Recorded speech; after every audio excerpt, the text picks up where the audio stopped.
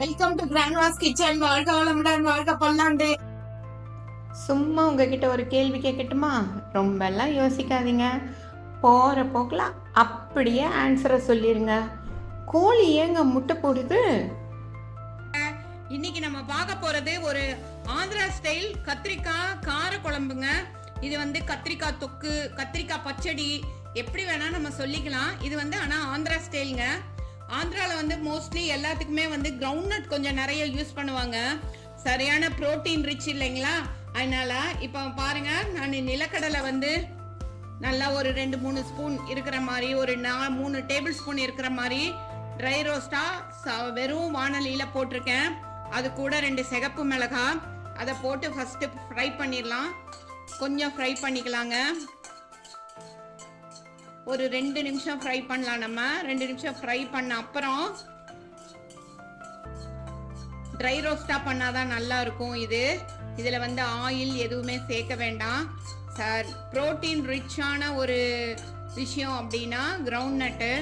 Wait reduction உள்ளவங்க வந்து நம்மளுக்கு ஏதாவது ஈவினிங் டைமில் கொஞ்சம் ஸ்நாக்ஸ் சாப்பிடணும் போல் ஒரு ஃபீல் இருந்தாலோ, அல்லது மத்தியானம் லஞ்ச் அப்போவோ இந்த நிலக்கடலையை வந்து பாயில் பண்ணி சாப்பிட்லாம். அல்லது ஈவினிங் ஸ்நாக் ஆட்டம் வறுத்த நிலக்கடலை இருக்கு இல்லைங்களா, அதையும் சாப்பிட்லாம். சாலட்ஸில் போட்டும் சாப்பிட்லாம். இன்னைக்கு வந்து நான் வந்து காரக்குழம்புல போட்டு நான் உங்களுக்கு காமிச்சிருக்கேங்க. இது கூட வந்து எள்ளு இருக்கு இல்லைங்களா, அது வந்து ஒரு 2 ஸ்பூன் இருக்கிற மாதிரி போட்டுக்கலாம். இதுவும் வந்து ட்ரை ரோஸ்ட் பண்ணணும். எள்ளு வந்து நம்ம வந்து கொளுத்தவனுக்கு கொல்லும், இளைச்சவனுக்கு எள்ளுன்னு சொல்லிட்டு ஒரு பழமொழி சொல்லுவாங்க. சின்ன குழந்தைங்க மீன்ஸ் நம்ம ஸ்கூல் கோயிங் குழந்தைங்களுக்கு இருக்காங்க இல்லைங்களா, அவங்களுக்கெல்லாம் இந்த எள்ளு வந்து கொடுத்தோம்னா அவங்களுக்கு நல்லா அவங்க ஸ்ட்ரென்த்தாக இருப்பாங்க, எனர்ஜெட்டிக்காக இருப்பாங்க. பாருங்க, எள்ளு வந்து இப்போ வந்து பொரிய ஆரம்பிச்சிருச்சு. உங்களுக்கே சத்தம் கேட்கும்னு நினைக்கிறேன். இது கூட வந்து ஒரு 1/4 ஸ்பூன் இருக்கிற மாதிரி வெந்தயம் லாஸ்டா போட்டு இதையும் வந்து நல்லா கொஞ்சம் எல்லாமே கொஞ்சம் செவக்க வறுக்கிற மாதிரி வறுத்து எடுத்துடலாம். நான் திருப்பி வாங்கி வச்சு அதில் வந்து நார்மலாகவே காரக்குழம்பு, புளிக்குழம்பு எல்லாத்துக்குமே நல்லெண்ணெய் தான் ரொம்ப டேஸ்ட்டாக இருக்கும். 2 ஸ்பூன் இருக்கிற மாதிரி நல்லெண்ணெயை கொஞ்சம் தாராளமாக ஊற்றிடலாம். இதுக்கெல்லாம் நல்லெண்ணெய் நம்ம கணக்கே பார்க்கக்கூடாது, கொஞ்சம் நிறைய ஊற்றினா தான் அதோட டேஸ்ட் ரொம்ப ஃபஸ்ட் கிளாஸாக இருக்கும். அதில் வந்து நான் ஒரு 8 to 10 கத்திரிக்காய், சின்ன சைஸ் கத்திரிக்காவாக எடுத்து வச்சுருக்கேன் பாருங்கள். அதை வந்து போட்டுடலாம். போட்டு இது மாதிரி 4 ஸ்ப்ளிட் பண்ண மாதிரி கட் பண்ணிக்கலாம். நல்லா அப்போதான் உள்ளே வந்து நல்லா அப்படி பிரித்து பார்த்தோம்னா பூச்சி இருக்கா என்ன அப்படின்னு நம்மளுக்கு தெரியும். இதை வந்து இப்போ வந்து நல்லா நம்ம வந்து ஒரு 10 மினிட்ஸுக்கு வந்து ஃப்ரை பண்ணலாங்க. நல்லா நிறுத்தி நிதானமாக மீடியம் ஃப்ளேமில் வச்சு ஃப்ரை பண்ணலாம். இந்த கத்திரிக்காய் வந்து இந்த எண்ணெயிலேயே முக்கால்வாசி வெந்துடணும். அதுக்கப்புறம் தான் வந்து நம்ம வந்து இதை வந்து குழம்புல சேர்க்க முடியும். அதனால் மூடி வச்சு நல்லா ஃப்ரை பண்ணதில் கத்திரிக்காய் வந்து ஃபர்ஸ்ட் கிளாஸாக ஃப்ரை ஆயிடுச்சு. ஆனால் நம்ம வந்து கொஞ்சம் நிதானமாக வெயிட் பண்ணி தான் செய்யணும். இப்போ வந்து அடுப்பில் நல்லா சிம்மில் வச்சிடலாம். இந்த கத்திரிக்காயெல்லாம் தனியாக எடுத்து வச்சுக்கலாம். நம்ம அடுப்பில் ஆல்ரெடி வானலியில் கொஞ்சம் எண்ணெய் நம்ம போட்டிருக்கோம்.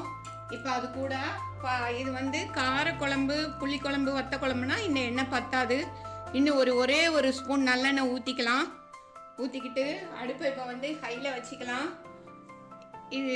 இந்த காரக்குழம்போட தாளிப்பு வந்து ரொம்ப இம்பார்ட்டண்ட்டு. ஆந்திரா ஸ்டைல் காரக்குழம்புன்னு நான் சொன்னேன் இல்லைங்களா, இதுக்கு வந்து தாளிப்பு ரொம்ப ரொம்ப இம்பார்ட்டண்ட்டு. ஃபஸ்ட்டு ஒரு 1/2 ஸ்பூன் இருக்கிற மாதிரி கடுகு போட்டுக்கலாம். அதுக்கப்புறம் 1/2 ஸ்பூன் சீரகம், வெந்தயம் ஒரு 1/4 ஸ்பூன் போடலாம் போதும். அதுக்கப்புறம் உளுத்தம்பருப்பு போட்டுக்கலாம் கொஞ்சமாக. அதுக்கப்புறம் மிளகு மாத்திரம் நல்லா ஒரு ஸ்பூன், ஒரு 1/2 ஸ்பூன் இருக்கிற மாதிரி போட்டுடலாங்க. போட்டுட்டு இதில் இப்போ கருவேப்பிலையை போட்டுடலாம். கருவேப்பிலை ஒரு 2 கொத்து கட் பண்ணி வச்சுருக்கேன், அதை போட்டுடலாம். ஒரு 6 பல்லு பூண்டு உரிச்சு வச்சுருக்கேன், அதையும் போட்டுடலாம். பச்சை மிளகா 3 பச்சை மிளகா ஸ்ப்ளிட் பண்ணி வச்சிருக்கேன், அதையும் போட்டுட்டேன். அதுக்கப்புறம் நல்லா மீடியம் சைஸ் வெங்காயம் நல்ல பொடியா நறுக்கி வச்சிருக்கேன், அதையும் போட்டுடலாம். போட்டுட்டு இதை நல்லா ஃப்ரை பண்ணலாம். இவங்கெல்லாம் நல்லா கலந்து ஃப்ரை ஆகி வர்றதுக்காக லைட்டா உப்பு போட்டுக்கலாம். இந்த மிளகு, சீரகம், வெந்தயம் இதெல்லாம் வந்து நம்மளோட புளிக்குழம்புக்கு வந்து நல்ல ஒரு ஃப்ளேவரை கொடுக்கக்கூடியது. இப்போ வந்து இதை நல்லா ஃப்ரை பண்ணிக்கலாம்.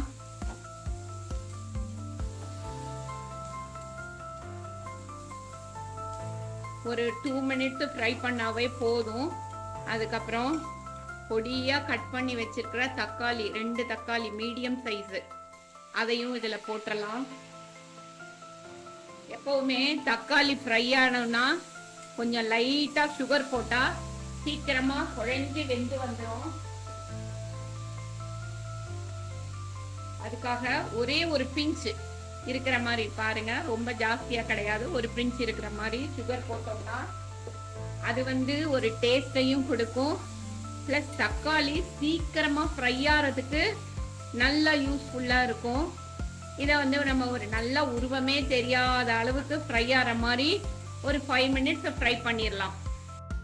நம்ம தக்காளி, வெங்காயம் எல்லாம் நல்லா வெந்து வந்தப்புறம் அதில் கத்திரிக்காவை போட்டுடலாங்க. கத்திரிக்காய் போட்டு அது வந்து கொஞ்சம் நல்லா சேர்ந்து கலந்து வரட்டும். இப்போ வந்து நான் ஒரு லெமன் சைஸு புளியை வந்து ஊற வச்சு வச்சுருக்கேன், அதை இப்போ இதில் ஊற்றிடலாங்க.